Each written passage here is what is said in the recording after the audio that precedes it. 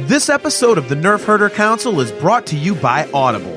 Visit audibletrial.com/NHC for your 30-day trial and a free audiobook download.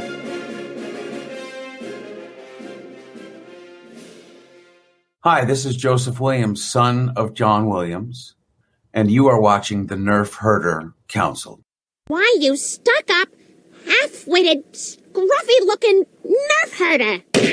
You can't use that word. Only we can use that word.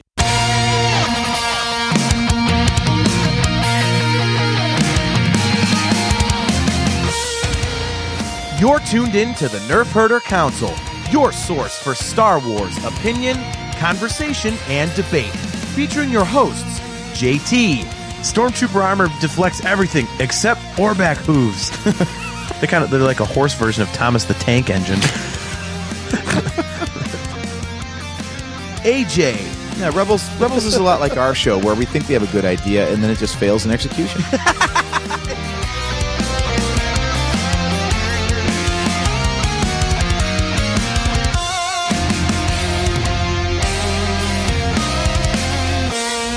On this episode of the Nerf Herder Council, it's a May the 4th Star Wars News Roundup as we discuss Outlaws, the Acolyte, Tales of the Empire, the Phantom Menace, and the movie marathon, and also why the Darth Maul Obi Wan Kenobi duel in Rebels is shit.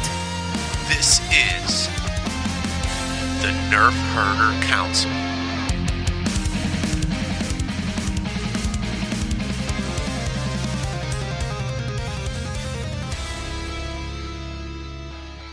There we go. New mouse.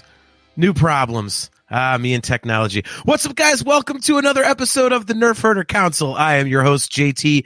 We are live on Facebook and YouTube, both the Facebook and YouTube of the Nerf Herder Council, but also that of the Virtual Cantina Network. Guys, as usual, the views and opinions on this show do not necessarily reflect those of the Virtual Cantina Network. And if you're not into bad language, there might be some cursing on our program. So if you're offended by that sort of thing, you might want to bail. So, guys, we are live at those locations every other Wednesday at 8 p.m. Eastern Standard Time. And as always, we are brought to you by Audible. Go to audibletrial.com/NHC for your 30-day trial and a free audiobook download.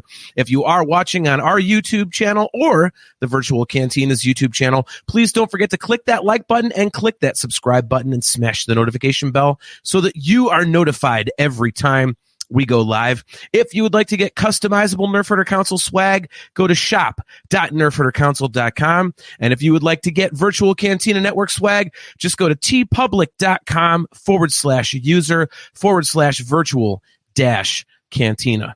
Without further ado, I will bring on my co-host, and he's kind of stuck with me because he's my brother, but we are best friends. He, of course, is AJ. What's up, man? How's it going? Hey, how's it going, man?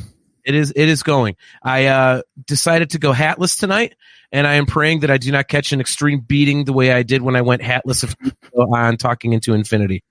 So, hey, that's all right, man. We're doing what we want with our hair these days. It's fine. Yeah, I'm in that weird. I'm clearly not exactly the height of fashion over here either. So, mine is like in that in between stage. So it's like, I just was like, screw it, man. Screw it. Yeah, it's all good. So, yeah, so I already had like a kind of a flub here tonight. It's my first time using a brand new mouse. And I clicked the video on and off 3 times when we went live. And then, of course, I forgot to bring myself into the show. So, oh, well, I'll get used to it. But it's kind of cool, though. I got the red. So there we go. I had to get the red to match, a lot of the Van Halen crap down here in my man cave. So, pretty cool. Man, I'm jealous. I am so jealous. Like, I actually just replaced my mouse too. But they don't make any fun colors. So I just have black.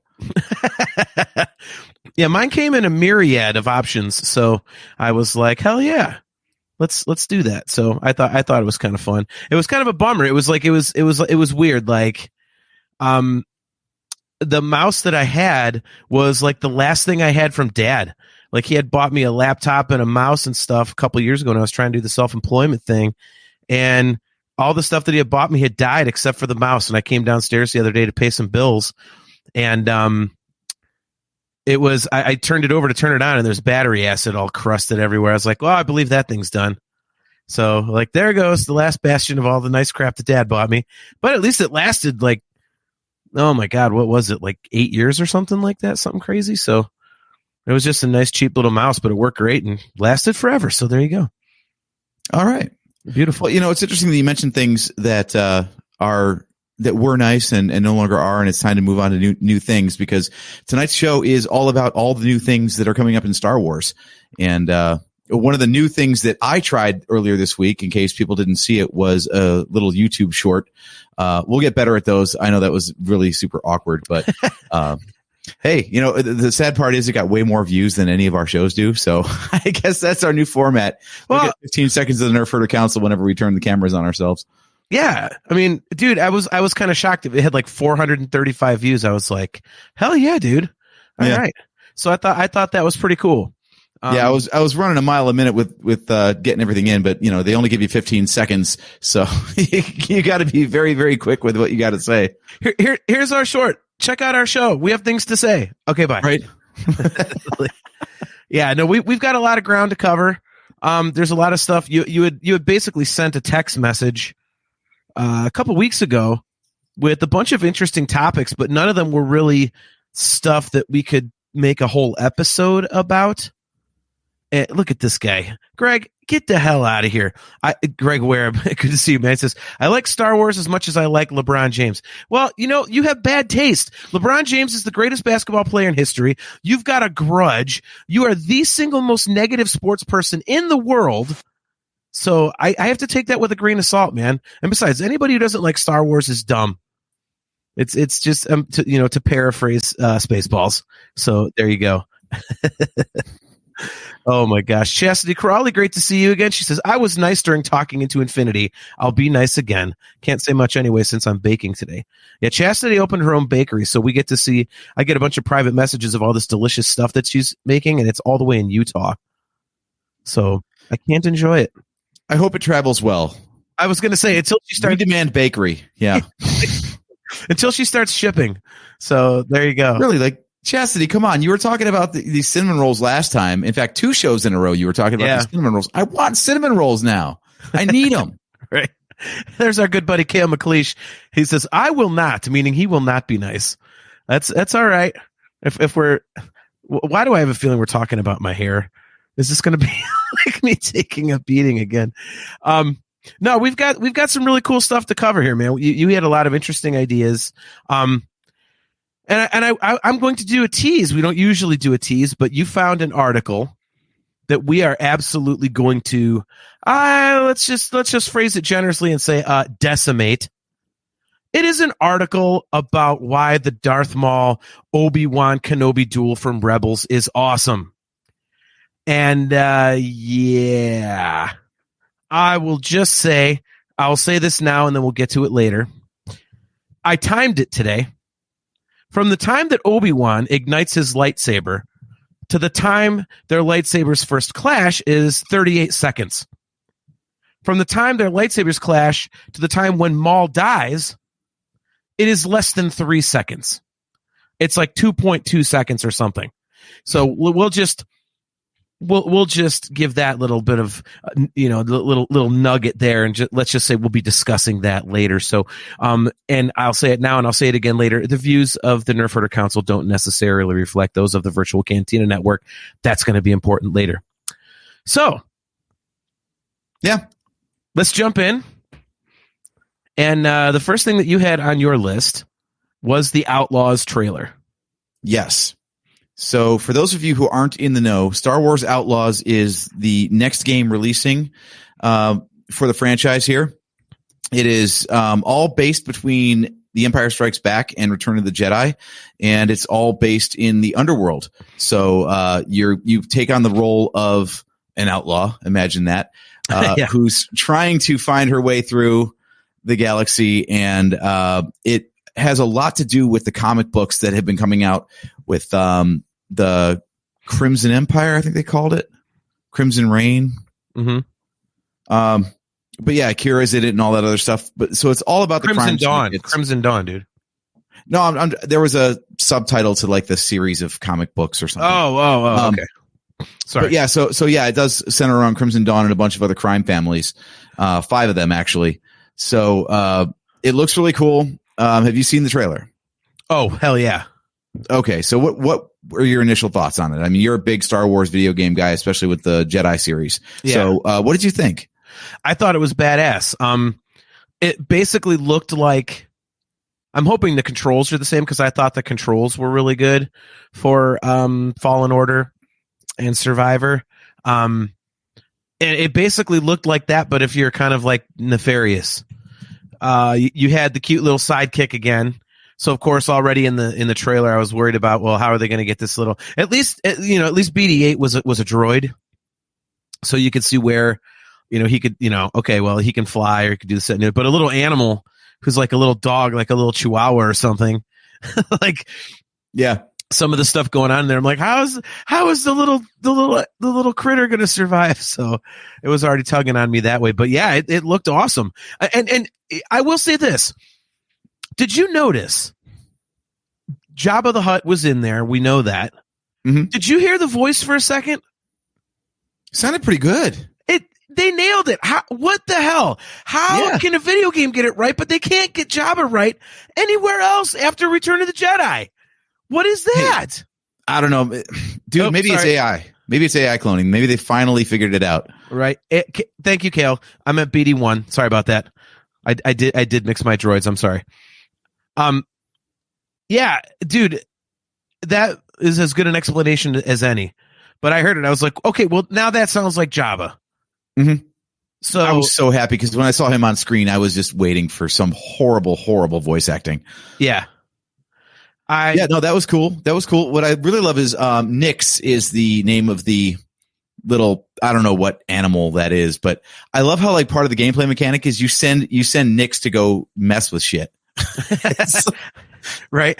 Like you hide behind a crate and then you send your little, companion out there to like mess with the computer terminal or like distract the stormtroopers or something. That's so cool. See, that's awesome because that's kind of like, it's something we've never gotten to do before. Like you weren't able to go play as BD1. You weren't, if you're Luke Skywalker, you haven't been able to go be R2. You're the hero guy and you've got a little cool sidekick and, BD1 does some stuff here and there, everything, but like, I don't think it's going to be to the, I think this with Nyx, thank you for the name. I'm terrible at figuring out these names. I'm just like the cute little critter thing. It's definitely not going to be, I think this is going to be to a different level. It seems like because you're kind of a slime ball, like you're going to need Nyx to go do all this cool stuff, espionage type things. So I think that's pretty badass. Yeah. The other part that has me excited is this idea that, you've got some agency over your choices in the game. So you can choose to make alliances with these characters versus these characters and, who you're nice to and not nice to affects like how the gameplay turns out. And I love that aspect because especially with all the different crime families, you can have a whole bunch of different dynamics going back and forth. So this game is probably going to be pretty awesome. Yeah, I really, really enjoy games like that. There was one a couple years ago that I thought was just absolutely criminally underrated called Detroit Become Human. And it's an action game, but it's almost like a choose your own adventure. And you can go through and there's like to the point where there's like a flow chart as you go through the game. And also you went up here and you did this instead. Like it like branches and branches and branches. It's to where you can, everything you do, determines what happens next and later. And so you can go be a slime ball or you can be honorable and you can mix and match. And, it's really, really cool. So I hope they do that in the Star Wars universe. I hope that, that's kind of a strong element in this as it is in Detroit Become Human, because that was awesome. So was that game any good? Because I remember all the hype around that one, but then I completely forgot to check back on that after it came out. Loved it. And it's also there are action parts, but it's almost like kind of like it's half action, half cutscene. So it's kind of cool because if you're not looking for something that's just blasting you in the face with action like the whole time and you want kind of a mellower experience and something a little more story driven, it did that, which I loved it. I've revisited it twice.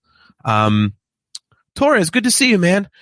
He says the voice was on point. Yeah, Jabba's voice was on point, man. Kale wants to know, did my Connor become deviant? Connor is the one of the main. So it's basically your androids. You play a couple different androids in Detroit Become Human, and so it's like they basically are like becoming, kind of self-aware, I guess. And so they have to make decisions, and it's like, are we human? Are we not? So Connor's one of them. He says, did your Connor become deviant? Mine did not. Kale, whenever I play stuff like that, if I like I'm playing the Hogwarts Legacy game, and I tend to make like the nice guy decision first, and then I'll go through it a second time, and I'll just be like a total bastard just to see what happens.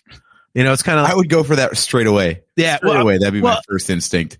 I mean, it's kind of like Grand Theft Auto San Andreas.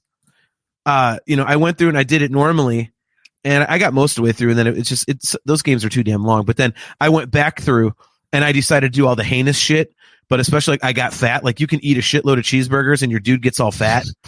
Like you work out in the game and get all muscular, but I purposely got fat. So, and it affects how people talk to you. Like you'll be walking down the street and people's like, "Oh, get out of here, you fat fuck!" Like it's awesome. So that was fun. But so you just made it like real life. I made it exactly like real life. Ignoring the working out, eating a lot of cheeseburgers. So Kale says, I don't know. This does seem cool, but I think I'm going to wait till post-launch to really invest, unfortunately. See, Kale, I can't do that. I have to have it right away because a couple of my buddies just like, especially my buddy Nick, he buys it, and he's a musician by trade. So he's like up until like 5 a.m. every morning and, gets up at like noon or 1. And like, he devours these games in like a week. And so if I don't jump on it, then I'm way behind and I get spoiled and all that kind of stuff. So, Well, at least this is a single player story. It's not like Battlefront where, if you don't jump on it in that first week, you're so hopelessly behind on skill trees and power ups and just general skill that it's like, don't even bother playing because you're just going to get pwned. Yeah, no, I agree. And honestly, that's a little bit of my complaint somewhat is that the skill tree thing is kind of difficult because it starts becoming difficult to accumulate points. So you kind of have to play the game multiple times. And I tend to lose interest after I've already beaten it because I'm like, I've already done this crap. Like I'm on to something else. Like, you know what I mean? Like, so for me, it's a little difficult to keep my attention once I've beaten the game. So to go back and try and become like beastly strong is, not something I generally do. But at least this one with the branching paths and the dialogue trees and stuff, at least you've got like different outcomes that can happen. So that's cool. I think that gives it some good replay value. Yeah, I think so. And I'm playing RoboCop right now too, and that game kind of has that too. Like you can, there's different ways you can go. Like if you arrest somebody, you can kind of like be a prick, or you can, and it'll say like, you upheld the law, and if you give another answer like, you did something or other, like it's kind of cool, like based on how you respond to criminals. It's pretty awesome. So I like that. I think it's cool, man.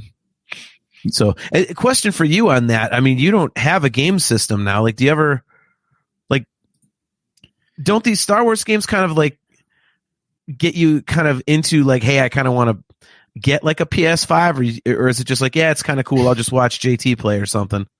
Yeah, I kind of live vicariously through other people because the only reason I even had a recent generation console that wasn't a Nintendo was for Star Wars games. Like when Battlefront came out, that's when I finally got my PS4, that kind of thing.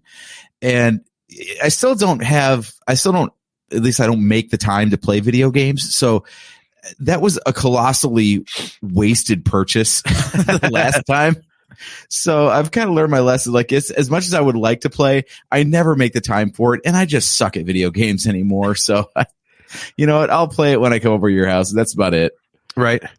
Yeah, I'll watch Let's Plays or something. I'll tune into Twitch for that stuff. That's not a bad idea. I just can't not have it. It's like, it looks so badass, and it's like you're living in the Star Wars universe. And I mean, they've done such an excellent job with the recent games that it's, I don't want to not have it. Cause I know I'm going to see cool videos on YouTube and stuff and just be like, like, God damn it. Like, I really want to play that.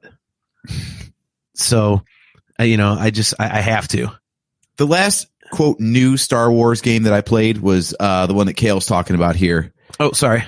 Saying like, speaking of, we still got to get a game of classic Battlefront in. Yeah, because I got that classic Battlefront collection on Switch, which I think that rules it out right there because it's not cross-platform compatible, unfortunately. So if you want to do online play, you've got to have the same system as whoever you're playing against.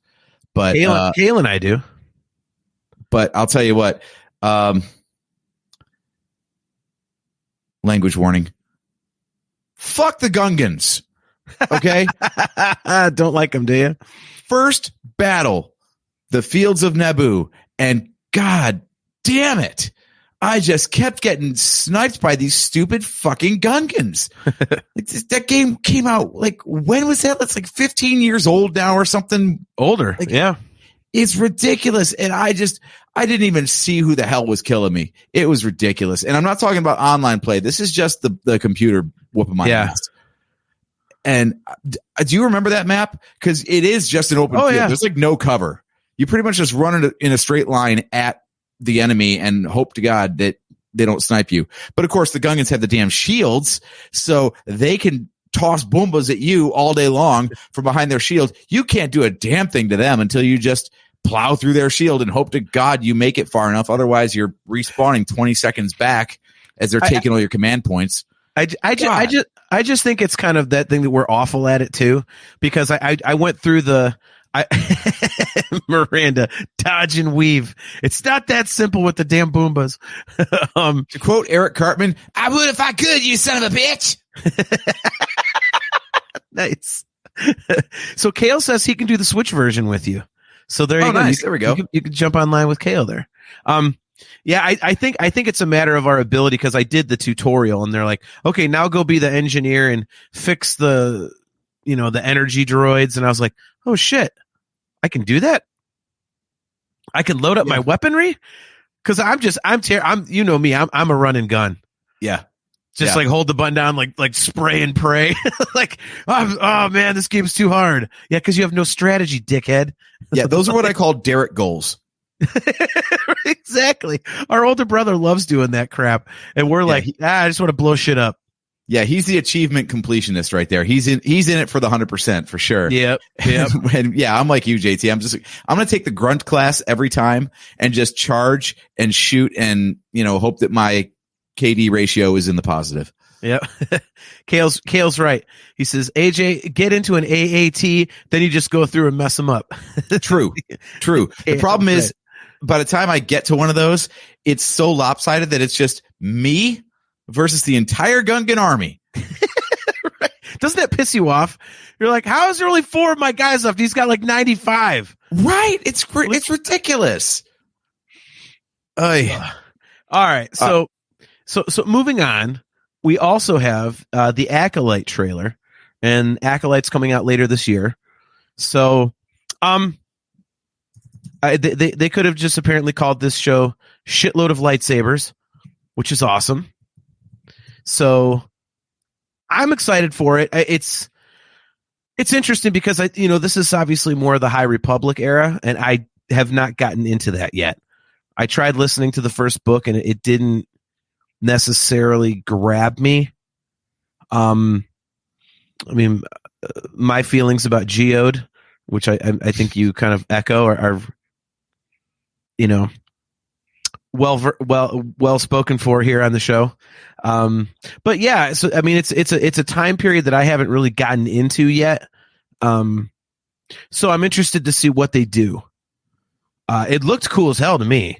So and I like the Force, the aspect of things. I like the Jedi and the Force and all that kind of stuff. So, I'm looking forward to it. It's definitely something different, which is cool. I like that they're branching out.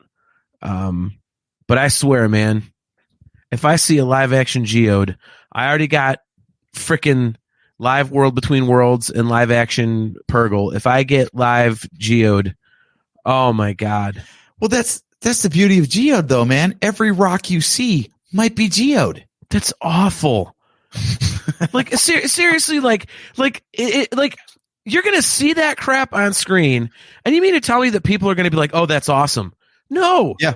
Eventually, at some point, someone has to come to their senses and go, "It's a fucking rock. Stop it." Dude, we're fans of wrestling. We were watching guys named Doink the Clown and the Repo Man. A clown can our move. Shyster. Erwin R. Shyster, a lawyer, can move around. A freaking repo guy can move around. A rock fucking sits there. It's not sentient. There is nothing to compare as far to. as we know. What is the door on their goddamn starship going to be sentient next? Like it's going to be like Hitchhiker's Guide to the Galaxy, where it sighs nicely when it opens or some shit. Like Serious Cybernetics Corporation in Star Wars. That's what we need. Exactly. Let's do a mashup. Hitchhiker's Guide with Star Wars. Oh my god! Every time they go into Lightspeed, they have to have a towel and some peanuts. Let's do that. Boy, is there? Okay. Okay, so again, setting the stage on the Acolytes. This is about 100 years before Phantom Menace. So this is at the very end of the High Republic. It's kind of basically the transition out of the High Republic and into the prequel era kind of stuff. The one thing that gives me pause is that we all know the Kurosawa influences that George Lucas had with the original movie. Yeah. But it was covered up enough. It wasn't like overt, where it was just like, wow, that looks Japanese. But they're getting closer and closer to that, right? Where like it's all like samurai and feudal Japanese sort of stuff. We saw it in Star Wars Visions, which I know was deliberately anime, but actual Star Wars now is getting closer and closer to just being Japan in space. And I hope it doesn't get too overt. Like back in Rebels when there was that training dojo in the Jedi Temple that when they all had that like vision quest or whatever, and Kanan was talking to the former embodiment of the Inquisitor, and it was just a dojo. Yeah. It was literally just a dojo. Like they didn't hide the architecture or anything. And I was like, oh God, this is pretty obvious. And it looks like a lot of that is kind of coming into live action now with this period in the timeline. I hope they can cover it up a little bit better, or the storytelling is good enough that I don't see it quite so much, you know? I agree 100%. I mean, I am interested to see Carrie Ann Moss's character and see what she does, because she looks like a total badass. Yeah, totally agree. I mean, Trinity in Star Wars, how can you go wrong, right? I was thinking the same thing when I saw her. I was like, hell yeah, man. Trinity in Star Wars. Now, the question is, we see that red lightsaber at the end of the trailer, right? Yeah. Do you think we're dealing with an actual Sith? And they say right in the Phantom Menace that the Sith have been extinct for a millennia. So they think. Right. So if it is a Sith, they've got to explain like how the Council in Episode 1 didn't know that this happened. Well, I think the movies themselves explained it when they're like, oh, our ability to use the Force is diminished, whatever, and like the arrogance blinded them to what the hell was going on with, Sidious and stuff like that. So I'm not too worried about that. I think it could be a Sith. I think it'd be kind of awesome. I mean, there's a bunch of popular ones that have not been brought into canon yet. They're still like legends.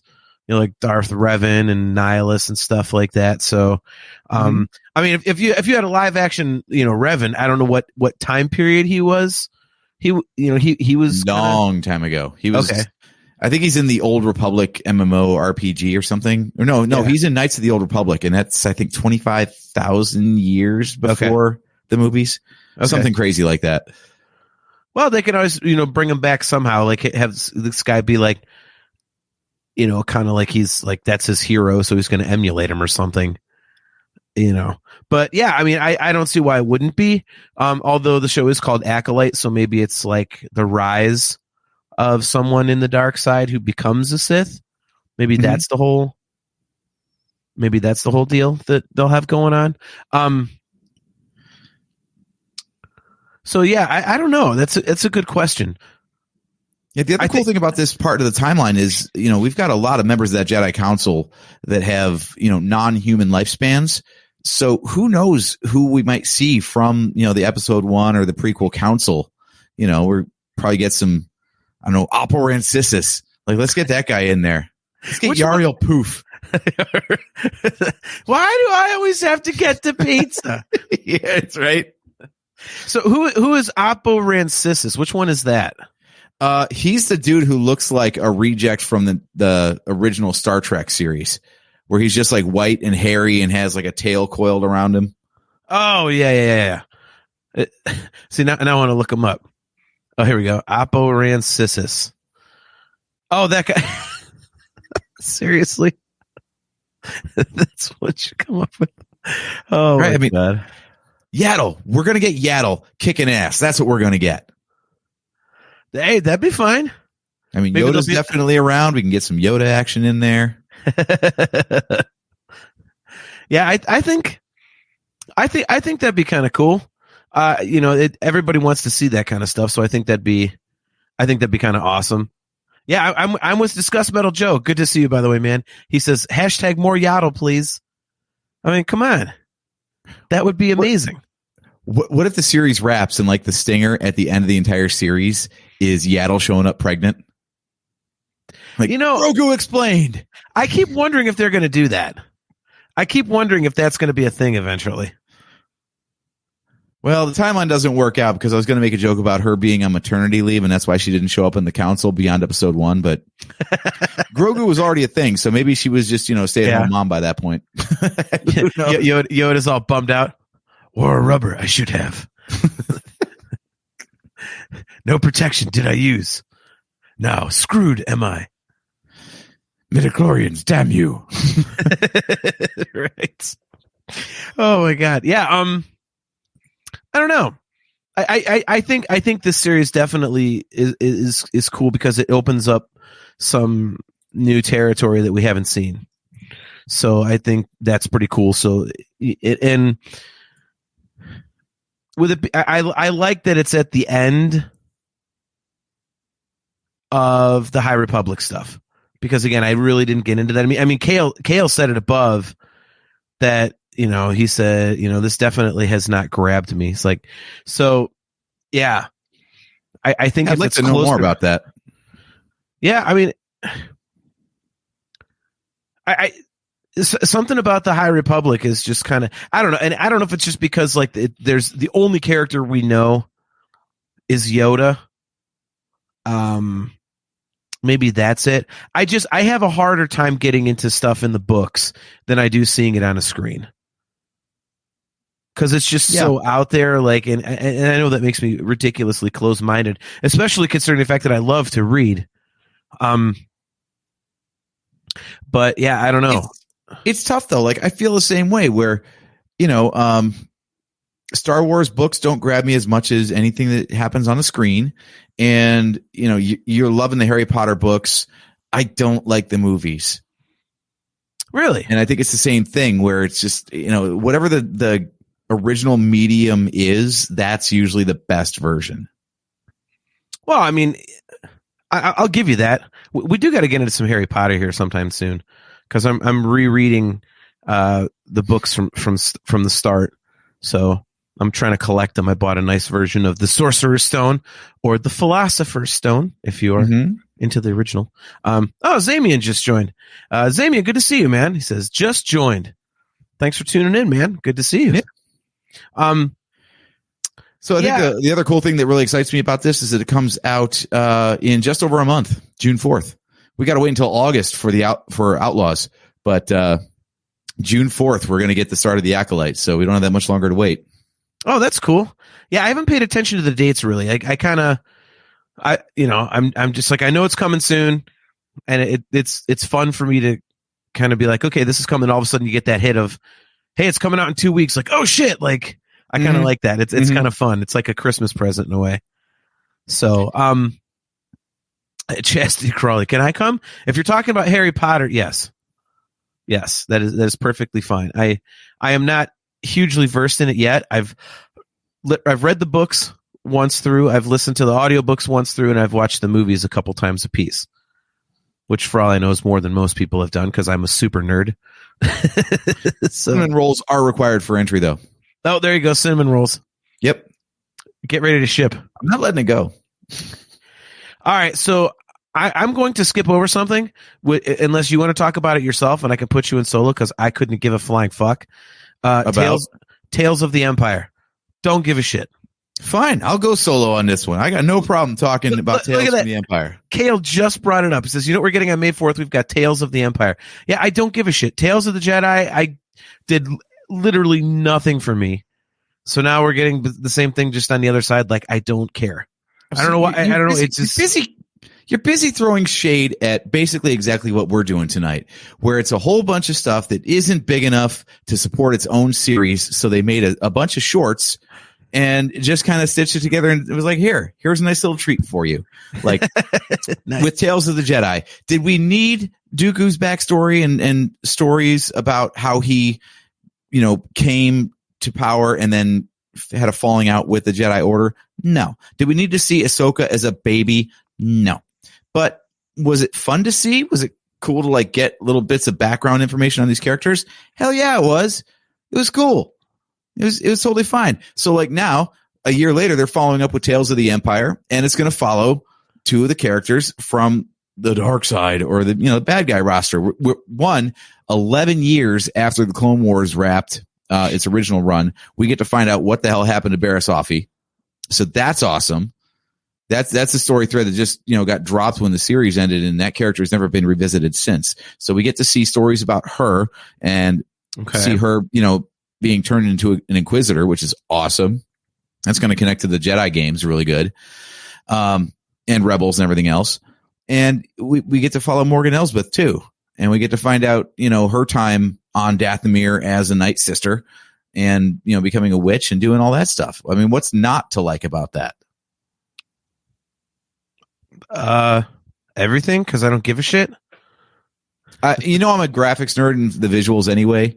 So to see a revisited version of Dathomir and Grievous and all the prequel stuff with like the Bad Batch level of animation, I'm stoked just to see how this looks. They released, I don't know if you saw on YouTube today, they released a 44-second clip of the Night Sisters facing off with Grievous. So maybe it's a flashback to the episode where he decimates the planet in the Clone Wars. But oh my God, it looks so much better than the Clone Wars did. And, at the time, we thought the Clone Wars looked pretty good. Yeah. It was high budget animation for its time, but they're doing so much more now. Even down to the simple details, like Grievous didn't wear a cape in the animated series because cloth is a bitch to animate. He's got his cape back in this because that's the way he looks in the movie. They can do it now. So they did it and it looks fantastic. Plus, the other thing that's nice about this is just like Tales of the Jedi, it all drops at once on May the 4th. So you get 6 little short stories all in one shot instead of like, it's not big enough to do a drip feed like, oh, tune in next week for the next 16-minute or 10-minute short. It's like, no, here's 6 stories. Watch them as you want. We don't care. It's all good. Well, maybe I'll have to revisit it then. And check it out again and see if I can get. I just found myself like I didn't care. I think it kind of falls under that whole heading of how much backstory do I need, type of thing. Which you and I have talked about. Sometimes it gets a little much. So, but maybe I'm missing something. I'll give it a shot. I will admit the Morgan Elsbeth stuff. I'll give another shot. Yeah, the Morgan Elsbeth stuff. I don't really have any pull for that, but. Barriss picks up a storyline that was just abandoned when Clone Wars ended. So I think that's really cool. And there's a lot of connective tissue there. We both love the Jedi games, and to see more about the Inquisitorius and how, she came to be a member of that. I'm a lore junkie, so I love seeing all this little connective tissue. I think that's going to be great to see. Okay. Well, yeah, dude, I'll check it out. And we'll see. Like I said, it did not grab me at all. But it's not like it's trying to dig into the Clone Wars again, where you've got 7 seasons of stuff, and all these damn episodes. It's like like 10 minutes a pop. It's not really a big deal. So, besides of all the things that are happening on May the 4th, it's a little easier to take in Tales of the Empire than it is to take in, say, 9 Skywalker saga films. Yeah, I still don't even know where that's playing around us. Yeah, Cinemark's got a page for it, but it doesn't have any showtimes listed yet. But it's literally a 24-hour marathon. It's just absurd. How many Star Wars movies in a row have you watched at your max? I have done I've done the prequels and original trilogy twice. And I can but tell in you one sitting. Yeah. Wait, so you ran through 6 movies twice. So you watched 12 movies in one sitting. No. I did 6, but I did it 2 separate times. Okay.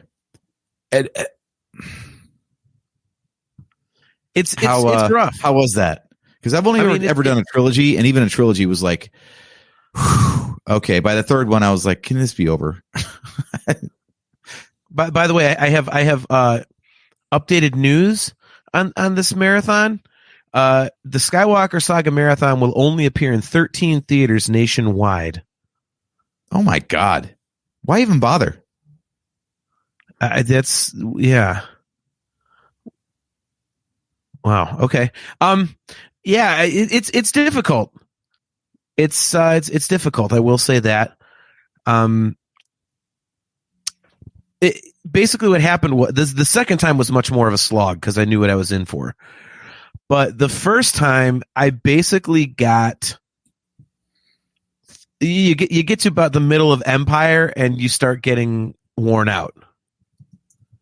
And you're kind of like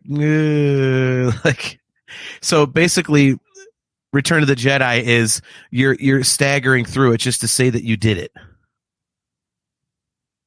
And never something you want to say about Star Wars, right? Yeah. So it's Chastity Crawley, how many hours is that? I think isn't it like 22 hours or some shit like that? Yeah, it's well over 20 because every single one of the 9 movies is 2 hours plus. Yeah. So you're looking at 18 hours at least if there are 2 hours even.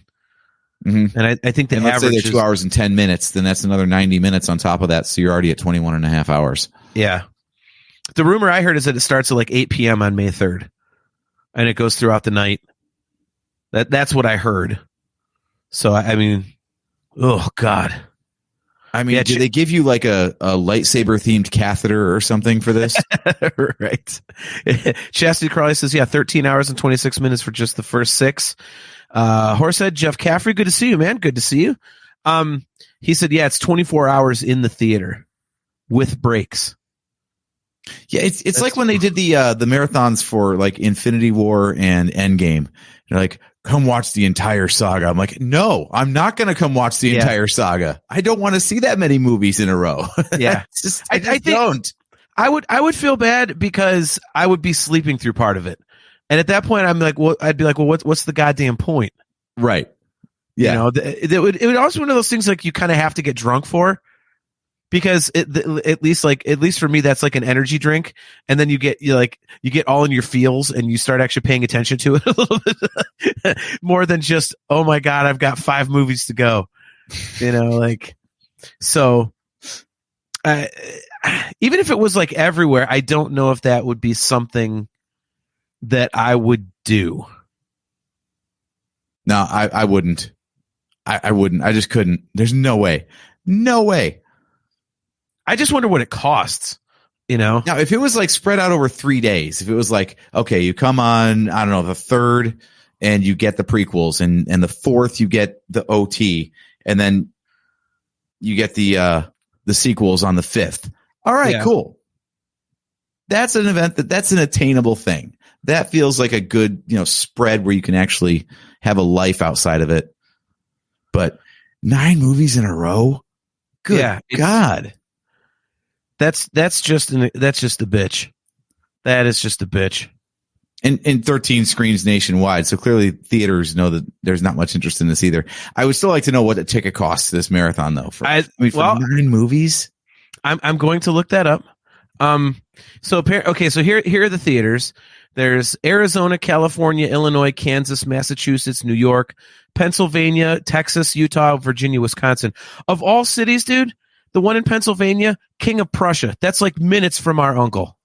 Oh, that's right. Wow. Holy shit. Wow.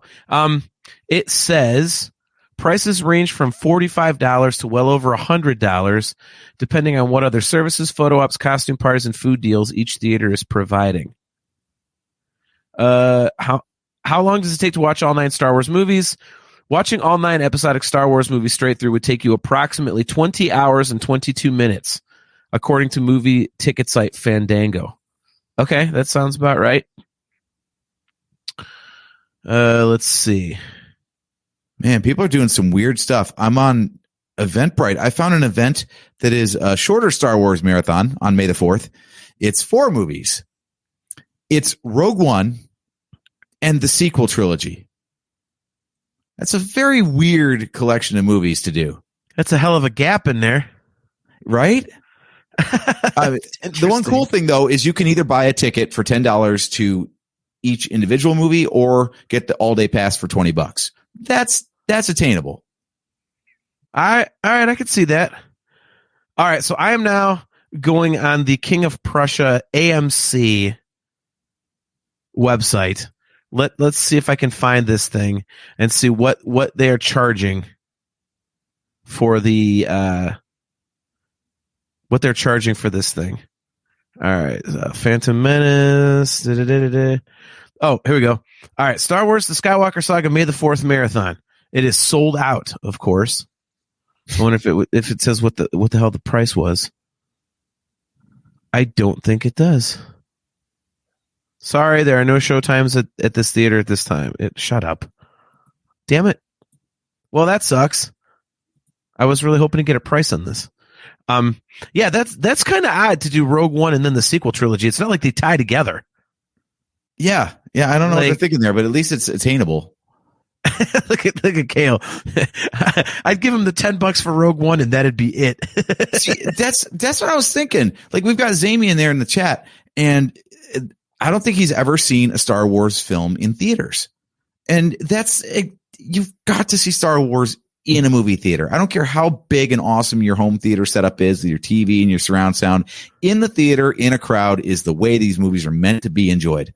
Yeah. So I would love it if it was that sort of thing where you could just do drop into whatever you wanted to watch. Like, so this is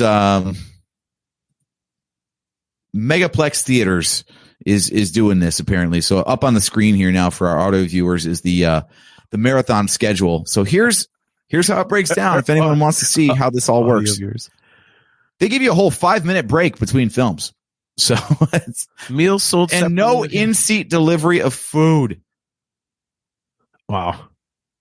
That is ridiculous. So basically apparently what they're doing is they're playing. Why would they do that? So they're doing the prequels and then a 25-minute break. Then they're doing the original trilogy, then a 25-minute break. Then they're doing 7 and 8 and then a 25-minute break and then episode 9. Gee, do you think that's a commentary on episode 9? Yeah, wow, that's a weird split. Wow. Jeff Caffrey, Horsehead, says it's actually $135 at El Capitan. You know what? I gotta say, to do it one time, I think I would, just for the experience of it, to say I did it. Yeah, he says they have all you can eat popcorn and a poster and other stuff with that price.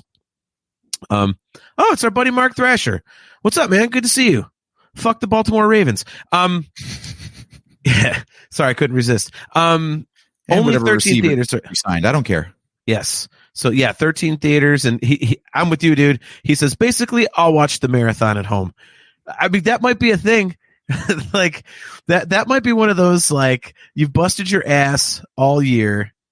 And look at Thrasher, full 2-hour bar break during episode 8. Will you get off of that movie? That movie is awesome. Oh my God. See, it's comments like that are the reason you didn't get an invitation to my birthday party, Thrasher. See, now We're gonna have a hell of a time, See, and now that- you won't be invited. You won't be invited.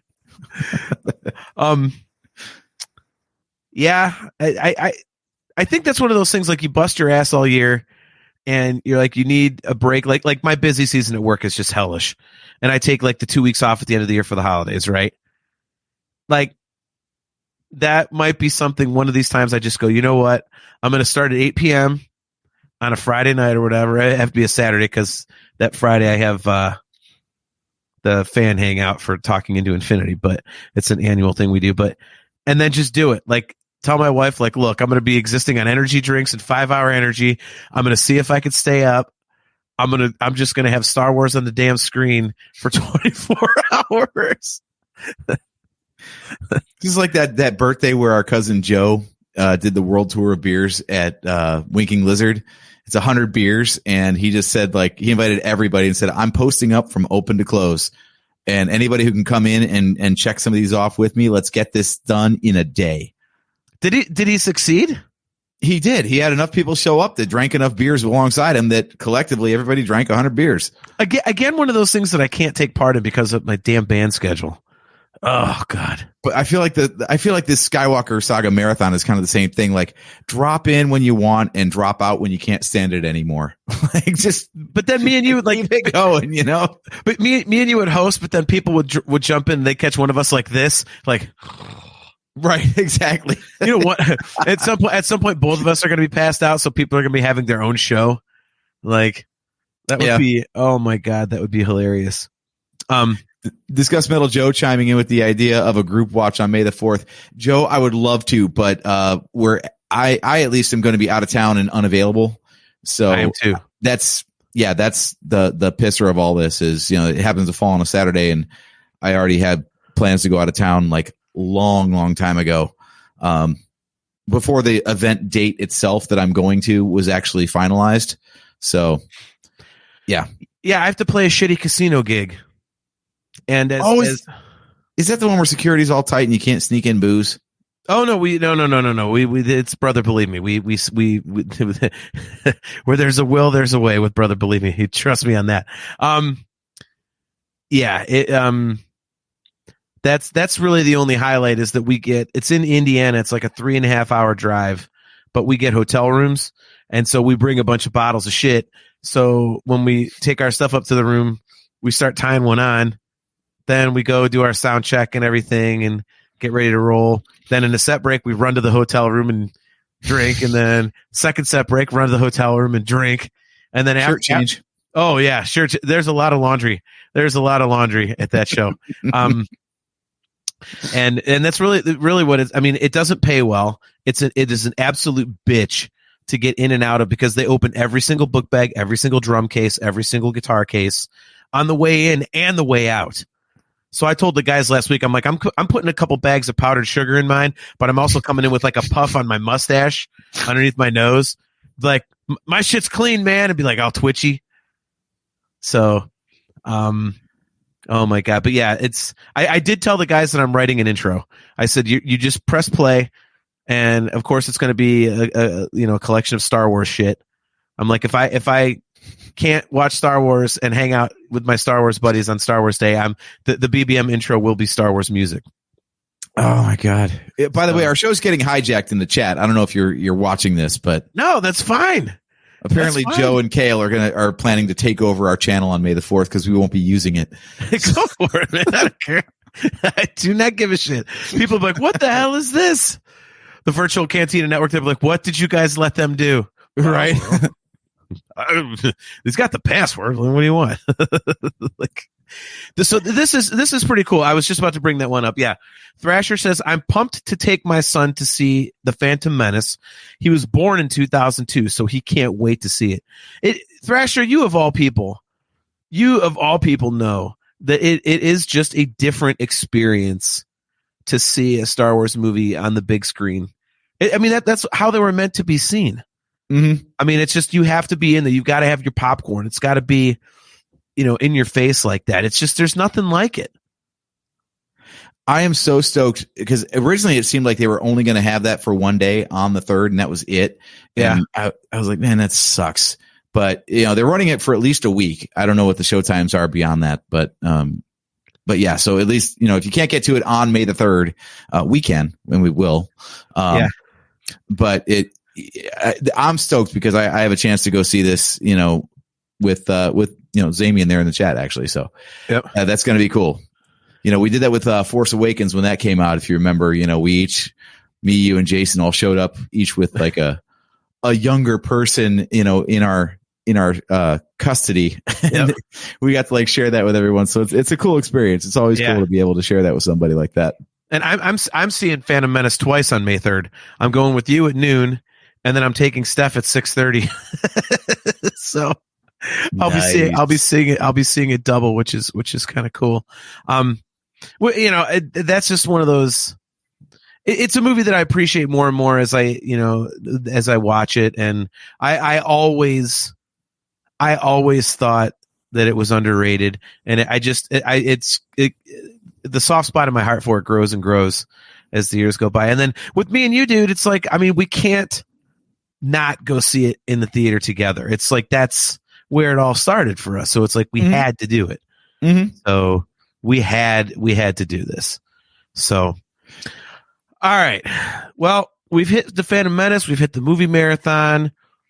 We've hit Outlaws. We've hit the Acolyte, Tales of the Empire. You have Where's Skeleton Crew? I don't care. I'm not thinking about that yet, so I have no thoughts on that because we really got to get to what I teased at the beginning. But real quick, Bad Batch finale predictions. I have a prediction, and I've thought long and hard about this. So here's what's going to happen. So we have two episodes left.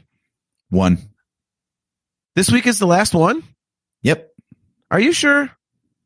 Episode 14 came out today. Episode 15 next week is the last one. I forgot today was an episode. Okay, so we got one more. I haven't watched today's episode. So I'm sure it was shut the fuck up. If that happens, don't worry. If that happens, I'm not watching the finale.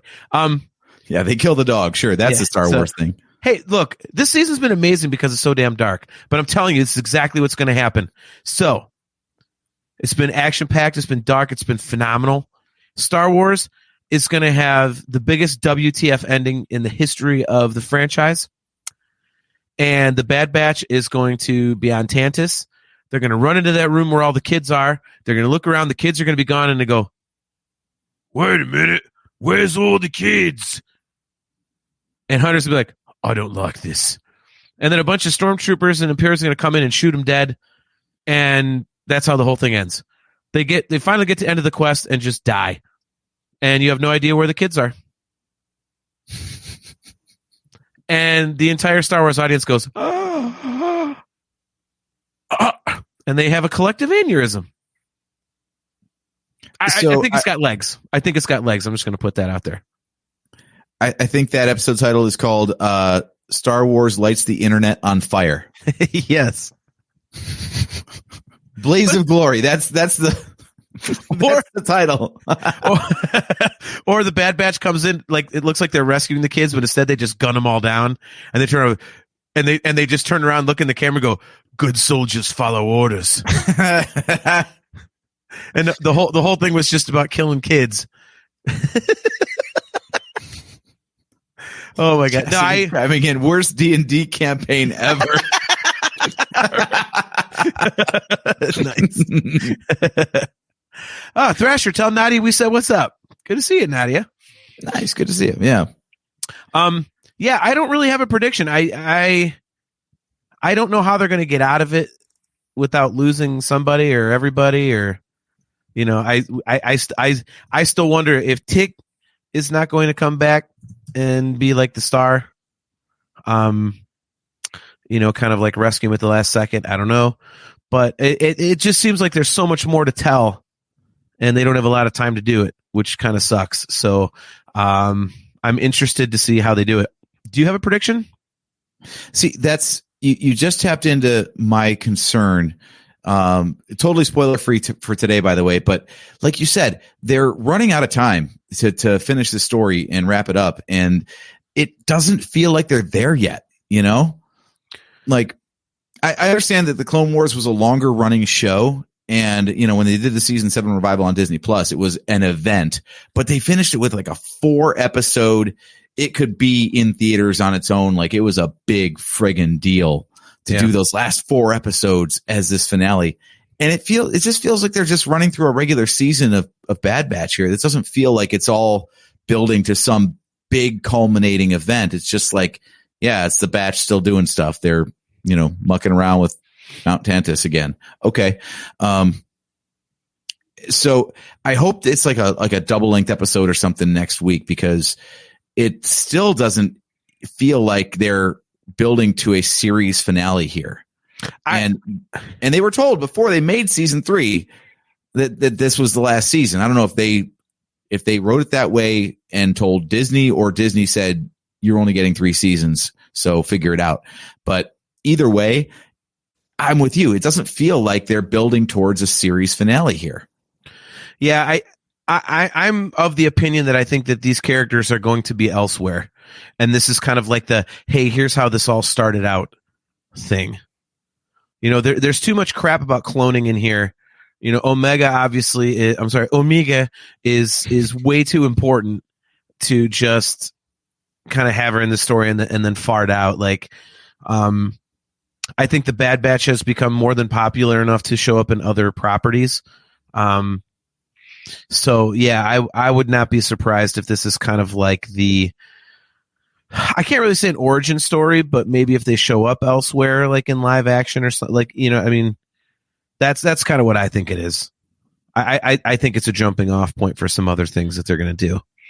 At least with these characters. So yeah, I am intrigued, because every show always ends with something that is a big revelation for the franchise. Like, it hints towards something, or it connects a dot that you didn't see coming, something like that. And I don't know how any of that works with this show. Like, where does this show leave off that's going to have a lasting impact that makes the entire series a necessary chapter in the larger Star Wars universe, Yeah. Chastity Crawley. Carbonite. It fixes everything. Very true. Like, okay, so let's say let's say their mission to Tantus is successful and they, get all the clones out. All right, so what? Like, that's not really a big enough deal to be like, and that's our show, folks. Aren't you glad you were along for that ride? And, conversely, if they don't get out, if they all die, then it's an ultimately pointless series right there. So that wouldn't work. I don't know. It feels like they're kind of writing themselves into a corner, but they've proven time and time again that they've got a plan and they can figure out how to make a satisfying conclusion. So I have faith, but boy, it's not looking good right now. Yeah, we'll see. It'll be interesting to see how they do it. I just think they're setting some stuff up. So I think this is a jumping off point. So, all right. Well, I teased in the beginning of the show. Let's say it again. The views of the Nerf Herder Council do not necessarily reflect those of the Virtual Cantina Network. And there will be some cursing on this show, and it's about to come up. And Kale McLeish, I love you, but you are a complete and total nitwit, and you are exceptionally wrong, and just don't even bother with your trying to explain why this is brilliant. AJ found an article on Facebook it's about why the Obi Wan Darth Maul duel in Rebels was brilliant. It is not. It's a fucking piece of shit. No one will ever solo for this. No, we'll talk about it. I will debate this with anyone at any time. And again, I wanted to time this because we've joked on the show. Oh, it takes like 3 seconds. No, it actually takes less than 3. It's like 2.2 seconds. Okay, a lightsaber duel is not awesome when it lasts 2.2 goddamn seconds. Okay, it isn't. It is not. When you're for those who want to follow along, by the way, I just put the Facebook post in the chat, so it's showing up on all your platforms. And I'm going to read it, and I'm going to read quickly. But when Maul and Obi-Wan run into each other, they start yakking at each other. Okay, fine. There's dialogue. Well, when Obi-Wan finally ignites his lightsaber, between the time he ignites his lightsaber and they first clash lightsabers is 38 seconds, like 38.1 or something like that. By the time Darth Maul is dead, it's another like 2.2 seconds or 2.4 seconds. So let me reiterate that. When we talk about the greatest lightsaber duels in Star Wars, we talk about Luke and Vader at the end of Return of the Jedi. We talk about Obi-Wan and Anakin in Revenge of the Sith. These big cinematic grand battles. And you mean to tell me that some fucking little popcorn fart of 2.2 I made myself laugh. Keep going. Some little 2.2 second like blip on the radar is supposed to be as good as that. It is shit. It is terrible. It is the worst payoff you can have. And I'm not listening to this, oh, but it's the psychology behind it. I don't give a shit. You don't build up something like that and have him swipe one time and he's dead. You don't do that. It sucks. It sucks. It fucking sucks. It's terrible. 2.2 seconds, man. What the hell is that? No. Utter crap, I think, is what we're talking about, right? It's trash. I'm with you, man. With all the times that they squared off in Clone Wars and obviously in Phantom Menace and everything, this whole thing of like, well, the story is told before the sabers actually clash. No, the story is the sabers clashing. Thank you. We need to see that, and we need to see an epic fight. Thank you. At least, I don't know, 2 or 3 lightsaber slashes, not one. Yeah. Okay, Skip Ruckle, he says, good to see you, by the way, buddy. He says, like when Indy kills the swordsman with a pistol. No, but that's funny. That's meant to be a comedic moment. Right. Now, if that was like Belloc, then that's a different story. Yeah. What would you think if you get through all of Raiders and then Indiana Jones just like, he finally confronts Belloc one-on-one and like just shoots him in the head in like a second and a half. You're going to go, I waited the whole goddamn movie for that? Like, no, and stop with this. No, Kale, I don't care what he's thinking. It doesn't matter. Kale says, Maul's thinking, I'm going to win because I'm still young and fueled by hate. Obi-Wan's like, yep, only been waiting for this for 25 years. Swish, swish, death. It's stupid. It's put your psychology elsewhere, Star Wars. Don't be giving me psychology when you built up this, like, I mean, think about it. I mean, we're going to date ourselves with this reference, but it would be like if WrestleMania 3 was a squash match. You build up Hogan and Andre for a fucking year in front of 93,000 people, and you get out there and Hulk Hogan hulks up, drops the leg, 17 seconds, it's over. You're going, yeah. What the hell was that? Oh, it's the psychology is showing he's passing the baton to Andre's passing the baton to Hulk. No, I want a big ass fight. It's stupid. I mean, let's read this, man. Like, okay, everyone's saying, samurai battles don't last long. Okay, well, I don't give a shit. It's fucking stupid. And by the way, I'm not ripping people for being stupid for enjoying this, guys in the chat. I want to make that clear. It's just me personally. This gets me so fired up because I hate it. I think it is the dumbest goddamn thing. It is so anti-Star Wars. Kale McLeish, it's not about what you want. Yes, it is about what I want. That's exactly what it is. It's what I want, damn it. Come on, man. I've spent all It's our show. It's what we want. Exactly. Well, yeah, technically. All right, let's read a little bit of this article. Okay. And I will read fast, so I'm going to speed read here. Maul died quickly, not easily. I believe the word you're looking for is shittily, sir. Many real-world duels between master swordsmen only last a few moments or a couple of strikes, with lots of time spent in the tension and the build-up as they try and anticipate what their opponent will do. The duel between Maul and Obi-Wan is meant to mimic those seen in classic samurai films like Harakiri. I don't care. I don't want to see it. I don't give a shit about classic samurai battles. I want to see Maul and Obi-Wan have a kick-ass lightsaber battle. Not one swish and he's dead. It's crap. Why build up Darth Maul as this badass if he's going to lose with one swish? Why? Yeah, that's exactly my point is, yeah, okay, so it mirrors, I think they just got too clever. They had an idea and they were so in their own heads about it that they didn't really take into account that is not a satisfying conclusion. No, it isn't. It really, and we talked about this when it happened. I mean, one of the nice things about being on the show for so damn long is that we experienced this in real time. Yeah. And it was almost like they were just like running through Rebels, and then someone like reminded them that Darth Maul was still running around the galaxy alive. And they're like, oh shit, we got to do something about that. So they just like got rid of him. Yeah. I mean, it was dumb. You used the perfect terminology. It wasn't a satisfying ending. It wasn't at all. Right. I mean, how can anybody watch that when you're watching it in real time and you're like, here it comes, dead. Oh, that's amazing. No, you were waiting the whole time for the next great lightsaber battle. You got a swing. Like, seriously? And then Obi-Wan's like cradling, don't even get me started about that. He's like cradling him like a baby, and they're just having a conversation. Yeah, because that's what Maul would do. And all his anger, like he's going to die. He's just going to sit there and bullshit with the guy. Hey, let's grab a coffee while I'm croaking. Shut up.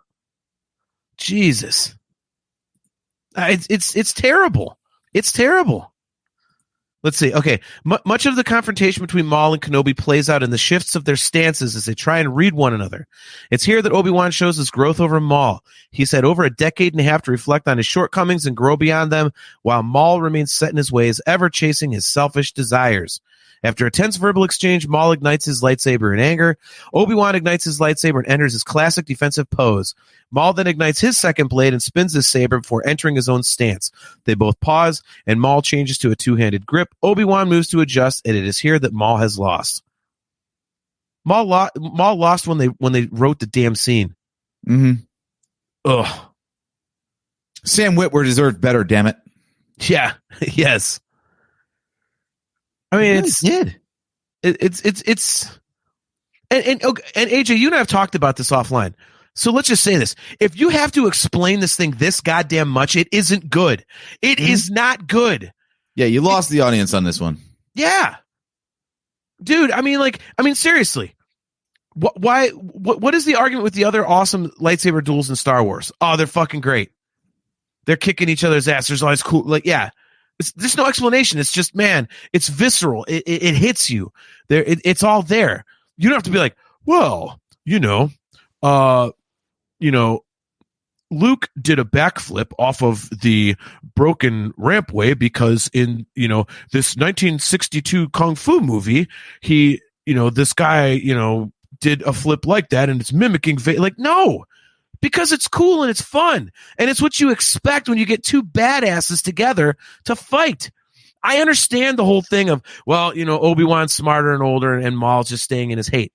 So what? He can't even defend himself at all? He can't last for more than 2.4 seconds? Guys, 2.4 seconds. 2.4 seconds. Go watch it and look how fast it is between when the first time, I mean, dude, 2.4 seconds. That's nothing.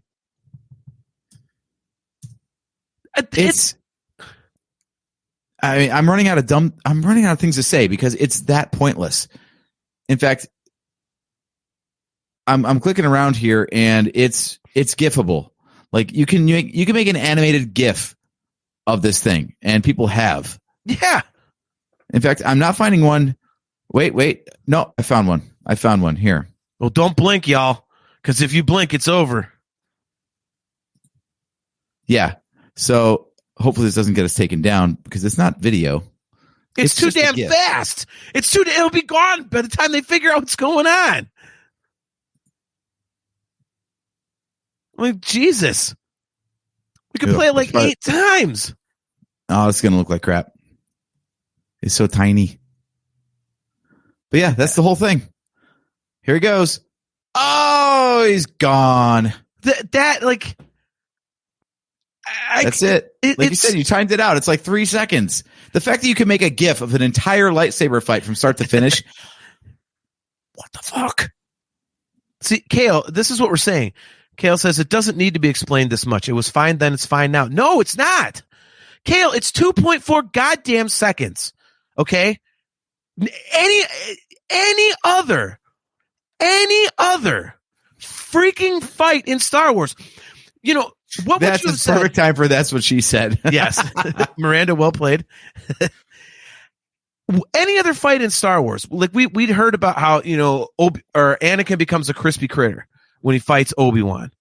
If that had lasted 2.4 seconds, what would you have said? You'd have immediately gone, what the fuck? And if someone sat there and tried to do some goddamn, you know, college dissertation on it, but you'd be like, no, that sucks. It's shit. There, you see? Yes, Jeff, you're right. 2.4 goddamn seconds that JT will never get back. Yes. It's a horrible payoff. It is a horrible payoff. All right, I would love to know, though, Skip is another defender of the lightsaber fight, and he says that Sam Witwer has a great description of this fight. And if there's anyone I can endlessly listen to talk about Star Wars, it's Sam Witwer. So, yeah, Skip, if you got a link to that, put it in the chat. I want to know what this is. It's easy to find. It's all over YouTube. And if I remember right, he kind of calls people idiots for not liking it. And if I was ever like having a beer with this guy and he brought it up, I'd be like, fuck you. Like, call me an idiot. You're the dickhead trying to defend 2.4 fucking seconds. Like, eat my ass. I can barely have a swig of this fucking beer in 2.4 seconds. You know what, Sam? You know what takes longer than 2.4 seconds? Watch.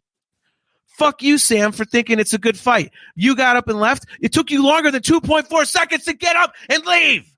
That's how short it is. So fuck you double. Give me this shit. Wow. Ugh. Sorry. I hate it. It's so this damn fight encapsulates why Rebels isn't good. No offense to people who like Rebels, but there's so many shitty ideas in that damn show. And I wanted to like it. And like half the episodes are great and the other half are just like absolute turds. God bless. So, I mean, Sam Witwer, nice. Sam Witwer, he does do an awesome job explaining it. I mean, it's a great explanation. It's fantastic. It's great. I'm sorry if you have to dig that deep into it. It just isn't good. I mean, it's just not. I mean, you can argue that with a bunch of other stuff because, you know, like I know Thrasher in the chat, like he hates The Last Jedi. We've done a watch along and we talk about it and everything, but you know, I think this is in a different category. You know, it's not, hey, this is awesome, so let me tell you. Indeed, it's always in defense of. It's like, you know, defending why. Yeah, exactly. Yeah, but yeah, if you have to defend it that much, you probably have a problem already. But to be fair, we're talking about how we're so stoked to go see The Phantom Menace next weekend. And that's another one that needed a lot of defense for a while. So just because we don't like it doesn't mean that it doesn't have its defenders. And it, you know, might change over time. I don't know. I mean, This one's going to stay frozen in time as far as I'm concerned. I think enough time has passed that our opinion is our opinion, and it's probably not going to change. Yeah. Skip Runkle says, so what you're saying is you're visual, not intellectual. LOL. No, I mean, Skip, I understand, like, okay, there's an intellectual side to it, whatever, but I think in this case it's bullshit. I think it's just people defending it. I mean, like, listen, and I have a perfect example later on in this article. Okay. It says, Obi-Wan shifts to a basic fight stance, essentially a standard ready position of Form 1, also known as Shi-Cho. Then he switches again to the same pose as his master Qui-Gon Jinn used to use. In doing so, he baits Maul, who sees a chance for cruel irony and doesn't see the true purpose of the move. Perhaps Obi-Wan is doing this to honor his fallen master, but that's all Maul can see. Obi-Wan does this to trick Maul into performing the exact same move he used to kill Qui-Gon, a blow to the face with the hilt of his... I'm trying to read too fast. Obi-Wan does this trick to Maul. God damn it. Obi-Wan does this to trick Maul into performing the exact same move he used to kill Qui-Gon, a blow to the face with the hilt of his saber, followed by a piercing stab through the stomach. Maul shifts his feet to adjust. They both prepare. Then Maul explodes into action. He leaps high, spinning his saber, and prepares to come in with a downward strike. Obi-Wan's ready to intercept. They connect. Maul moves low to strike Obi-Wan's right leg. Again, Obi-Wan parries. Okay, see... Yeah, this is when Maul goes for the hilt smack, only this time Obi-Wan's anticipating it and leans back to cut right through the hilt and along Maul's chest. Obi-Wan is swift, decisive, and precise. No fancy flourishes or sassy zingers, highly strategic and equally effective. Maul then dies in his arms, perhaps relieved his existence is finally over. An absolutely brilliant duel. No, it is not. And, the intellectual side of things, I have a really goddamn hard time believing that a bunch of Star Wars writers sat around the table and went, dude, we should use this Shi-Cho style, and then we should have his right leg go back, and then we should have him no. If they did, I would be shocked. That's the sort of stuff. No, that's the sort of stuff that actually does go, I would believe, does go into the creative process. Like the people writing this stuff know it way better than we do. I mean, the way they can throw in Easter eggs and weird references to old things, I'm sure they know their shit. But that's just the stuff that should fuel the story that you write. It shouldn't be the thing that actually makes your writing make sense. Yes. Well, dude, Chastity, amazing point. Chastity says it should not take 20 times longer to describe the action than the action itself. Thank you. It's not satisfying. Again, how can anyone watch that and go, "Oh, that was awesome"? Because by the time it happened literally so fast as I was watching it. I don't know about you, AJ, but I'm sure we probably had the same thing. It was like, here we go. What? That was in real time. Mm-hmm. You're like, here we go. Huh? I mean, we talked about it way back in a very old episode of the show with Steve, and we hated it then, we hate it now. It's like, you got to do more than that. Like, I completely understand the whole psychology of it. It makes total sense. But you have to have them fight for longer than 2.4 seconds.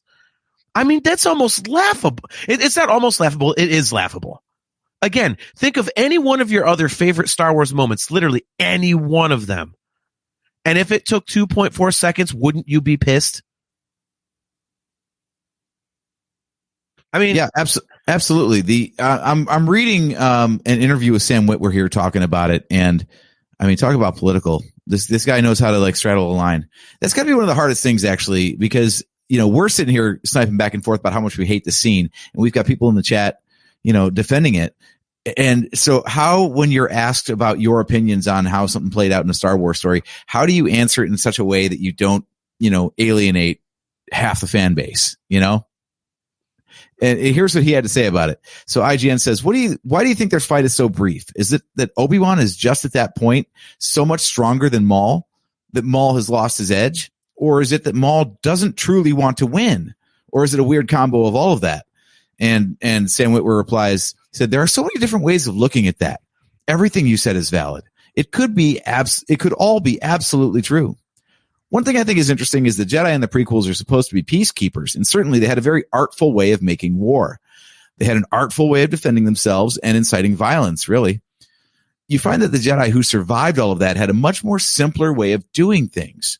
Obi-Wan, for example, in the bar when Ponda Baba and Dr. Evazan pick a fight with Luke, Obi-Wan closes down that fight as fast as it begins. He doesn't do anything flashy. He just dispatches the problem as fast as he possibly can. I think that's what you see here. And it goes on from there. So basically he says Obi-Wan would have spent a lot more time twirling his lightsaber and being flashy about it 20 years prior. But at this point, he's like, let's just be efficient about this. I know how to take you down. I'm going to do that with my first strike and not, 20 minutes into the fight. That sounds good. It doesn't shut anybody's opinions down, but I still call bullshit. Oh, it's 100% crap. I still call bullshit.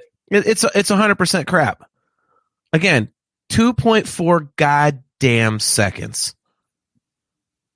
I mean, seriously. If you apply it's Kale. Look, it sucks. Get on board, Kale. It's not a satisfying finish. You were lying if you say it was. You are completely full of crap. I love you, but there's no way that when somebody watched that for the first time, they went, "Oh, that's awesome."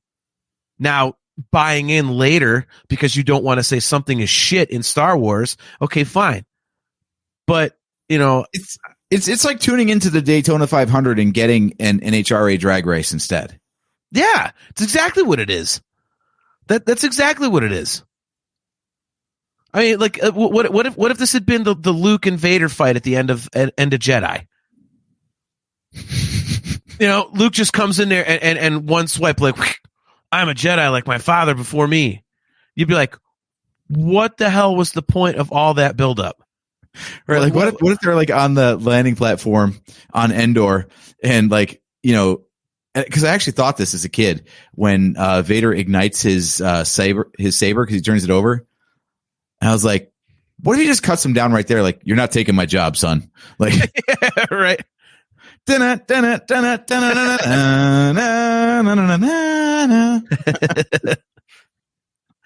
Yeah, I can't.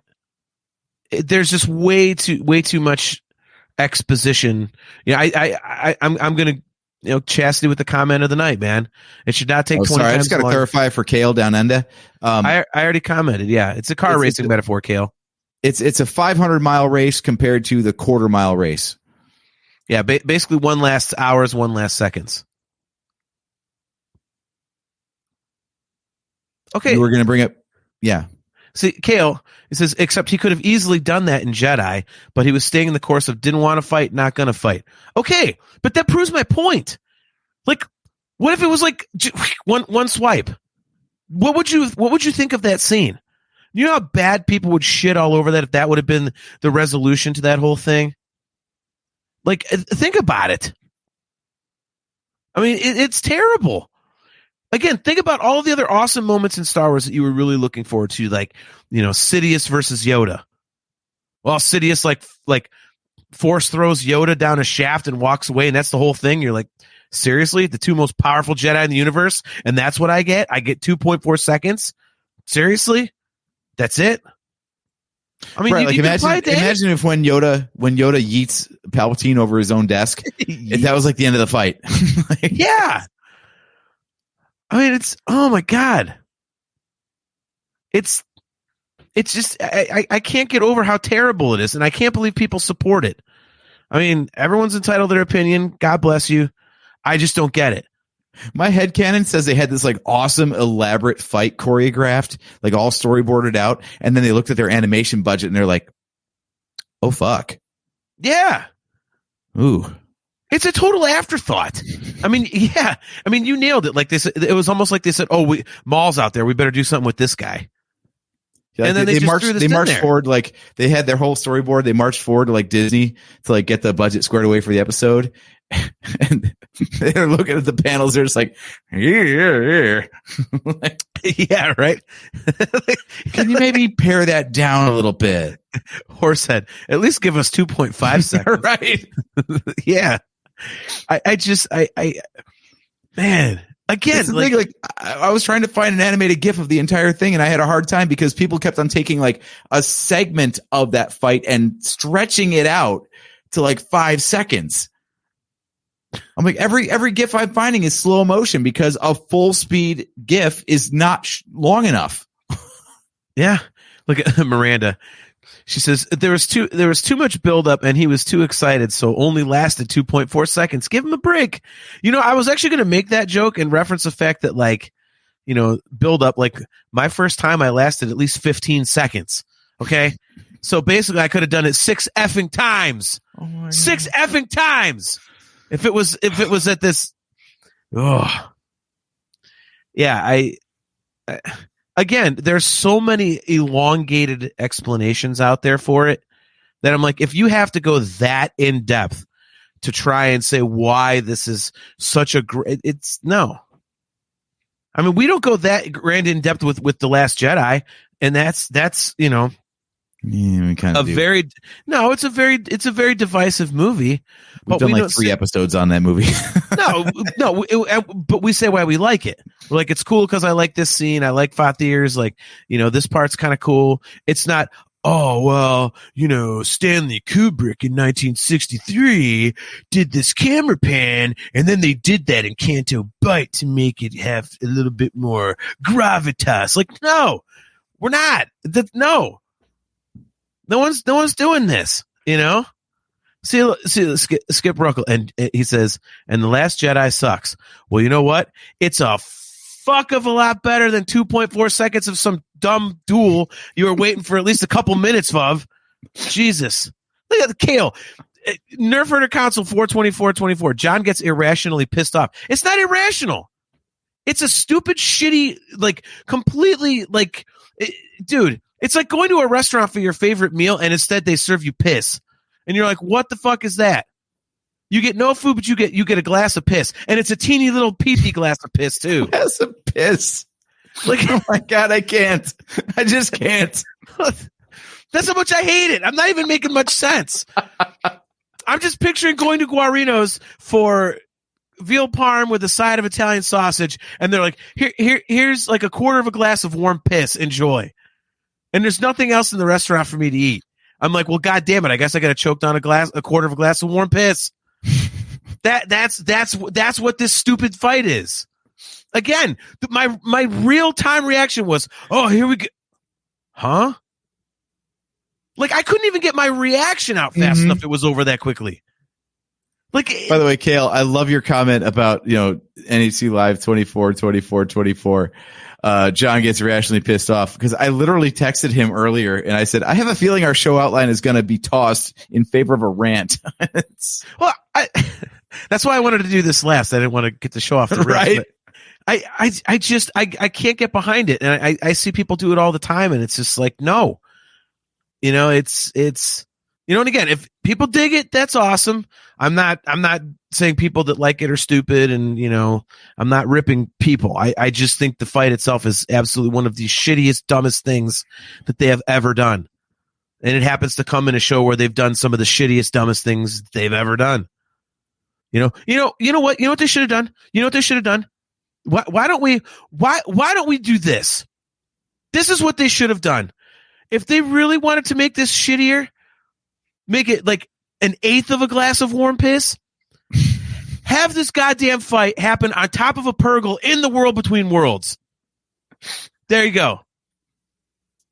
Just ride the Loth Wolf right into the world. Yeah, exactly. Yeah. And have Geode be the only spectator. Yep. Yep. Even Geode would go, "Oh, I thought it was going to last longer than that." And that's what I picture Geode's voice is, by the way. I do. Like a sock puppet voice? Yeah. I'm a sentient rock, guys. I'm going to go hit on chicks because I'm a big rock that gets laid. Like, who brought this goddamn rock on board? What is this? Like, Skip Ruckle. The Last Jedi has the opposite problem with the OJ chase in the middle of the movie. What, the characters survive? Ooh. That was an OJ being dead joke. I'm allowed to do that because he was a piece of trash and took 2 lives like a worthless bastard. Skip, yeah, it happens pretty quickly. The movie is not without its faults, believe me. I just happen to love it because it does some interesting things. It opens up some new storytelling, new storytelling opportunities, and it was cool. Oh, look at this. New Joe, Discuss Metal Joe. New show idea. JT writes fan fiction that must include all of the characters he doesn't like. Oh boy, that would be. I could do that. I mean, it's like a city council meeting. It's seconded. So, yeah, Chastity's got his back. That would be interesting.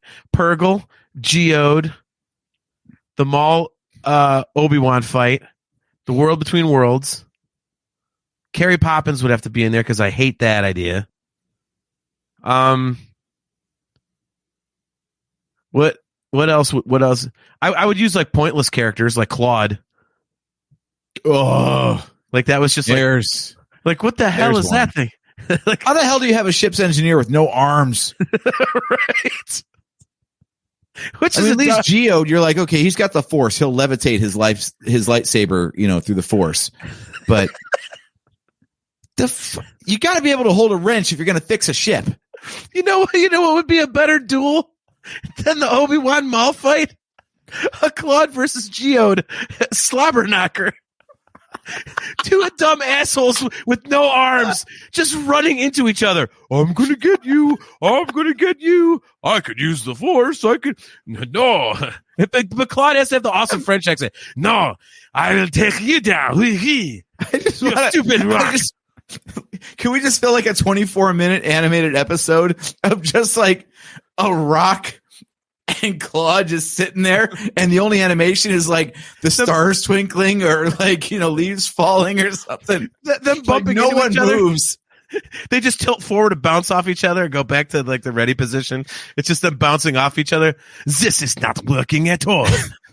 Claude's got to have the French accent. And then you've got Geode who talks like this. I really thought I could kick your ass. We did not think about this at all. We have no arms. We are fucked. This is a stalemate. That would be better. Claude versus Geode would be a better duel than Maul versus Obi-Wan. It really would be. Discuss Metal Joe, another shirt idea. I'm sensing a new shirt idea with speech bubbles. Oh my God. That's my fan fiction. I'm going to write that duel. There you go. Done. That's our May the 4th special right there. There you go. There we go. And then I'm going to use all that special. I'm going to look up all these like ancient samurai things, and it's going to be only like foot spins and shit. Like they basically just spin around each other and do that because they can't really do anything else. Like Claude gets the upper hand because he spits on him, because at least Claude's got a mouth. I feel like Geode would just like throw himself at his opponent. See, I was thinking about that too. Like, just fall on him. Like, what do you need the force for? Mm-hmm. You weigh a couple tons, for fuck's sake. Just fall over on him. Like, what it's, you know, what the hell? Trap him in like a ravine or a crevasse or something. Be like, thanks, cousin. He talks to other rocks. That's the next story. Geode and his rock buddies. It'll be like the most slow moving, boring ass thing ever. The camera never moves. Geode's just like dragging his ass. He's like, you know, he's like, what was that? What was that like the plates, the tectonic plates or whatever, like moving, right? Like a friggin' glacier and shit. It's all that happens in the show. Oh my God. All right. Dude. I think we pissed away enough time for tonight, right? Yes, I would say so. All right, so I have to write the Geode Claude duel. Mm-hmm. And that must happen. That absolutely must happen. I do want to say, the idea of a watch along is intriguing, and I do like it. Apparently, yes. John has no interest in Tales of the Empire. I do. If you recall, we did watch alongs when Steve was on the show for Visions. I'm all down for a watch party for Tales of the Empire. It just can't be on May the 4th. So reach out to us, hit us up on our socials, and we will plan that. Make sure that happens. No problem whatsoever. I'm down for other watch-alongs. You know, like movies or something like that. Thrasher and I have done The Last Jedi, which was a lot of fun. So, yeah, we'll get that stuff going. Maybe that could be like a Patreon thing or something. I don't know. That would be that'd be kind of fun. I like watch-alongs because it's kind of like, you know, we're doing this, but as the movie's going. So, you know, it's a total blast, man. It's a total blast. So, we'll definitely do that. AJ will get to work on the Claude versus Geode Nerf Herder Council shirt with word bubbles. So you could make it like a boxing match. You did have it like the old school like boxing match look, and have it like, you know, Claude versus Geode.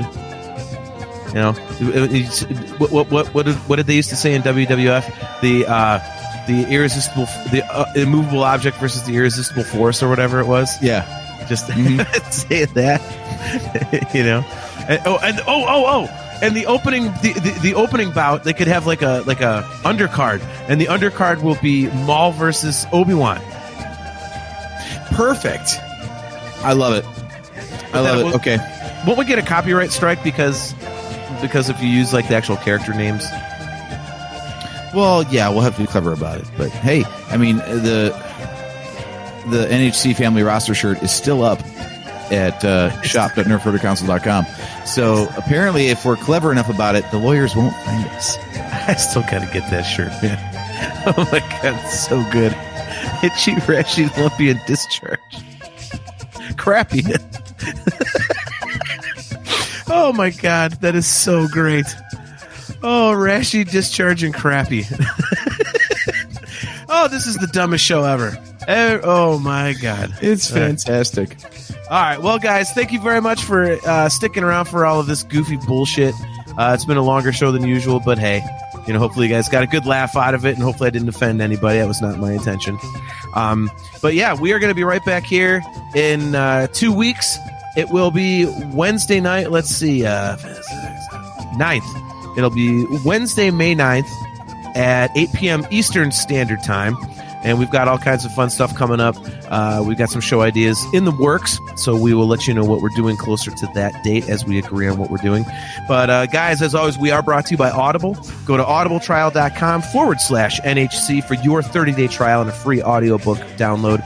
If you're watching on our YouTube channel or the YouTube channel of the Virtual Cantina Network, don't forget to click that like button and click that subscribe button and smash that notification bell so that you are notified every time we go live. If you would like to get customizable Nerf Herder Council swag, kind of like AJ's Chewbacca's family shirt that he's wearing, go to shop.nerfherdercouncil.com. There's some great stuff there. And if you would like to get Virtual Cantina Network swag, just go to tpublic.com/user/virtual-cantina. Before we get out of here, AJ, why don't you tell everybody about our Patreon page? Yeah, if you just go to patreon.com/NHC podcast, that is the way to get early audio access to our episodes. Just $1 a month will get you that. If you want to be super special and nice to us, then for whole $3 a month, $3 whole dollars, you get a shout out on the show, like our buddies Joe and Mark Thrasher, who chimed in tonight. So thank you guys so much for showing up. We do have other things in the works, commentaries, watch-alongs, like you said. Things like that. Anything that you guys actually want for a perk, chime in, let us know. We're willing to do a whole bunch, but we're thinking we're never going to go over $5 a month unless it's something like super awesome as a perk. So even if we do get like super bougie about this, it's going to be $5 whole dollars. It's not a big deal. But you can always keep a tab on our Patreon, because even if you are not paying us anything at all, that is where we're going to post any show updates as they happen, new shirt drops, things like that. So be sure to bookmark that, and that is where most of the news about the show will come out.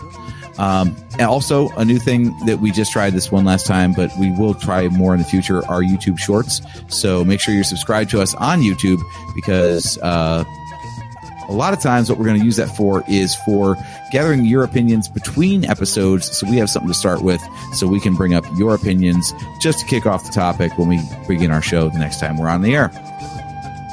Beautiful.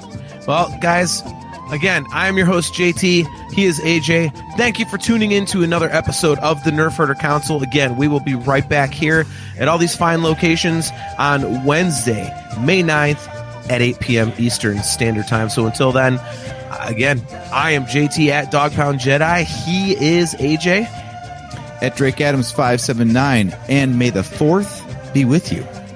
Catch you guys later.